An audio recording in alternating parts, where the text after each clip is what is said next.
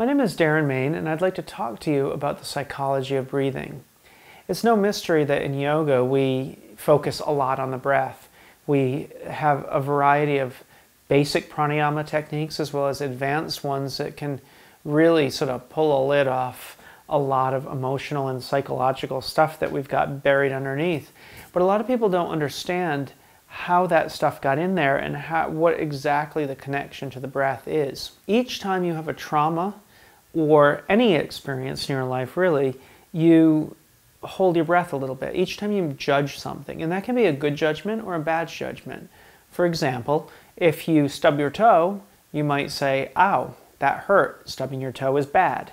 In order to hold on to that judgment and that belief, you have to hold your breath at least a little bit.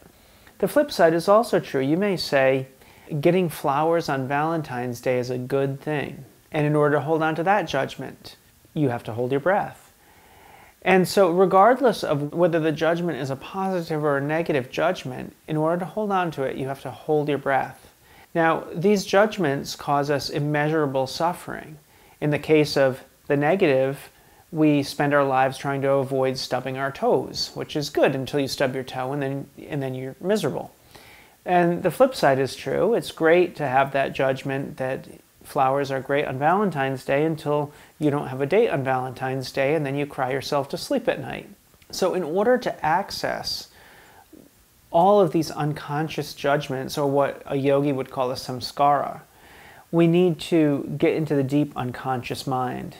And because we have held these things like a lid of a pressure cooker with the breath deep in the unconscious mind, the easiest way to remove the lid from that pressure cooker is to alter our breathing pattern. And once we do that, it's like peeling back that carpet that you've been sweeping stuff under for at least this lifetime, and many people believe in past lives, so you've got all of that stuff swept under there as well. Once we alter the breathing and maintain a deep rhythmic breathing that expands the inhalation, the exhalation, as well as the space between the two, the top of the inhalation and the bottom of the exhalation, we start to release these deeply held psychological and emotional judgments that we've been holding on to for as long as we can remember and longer.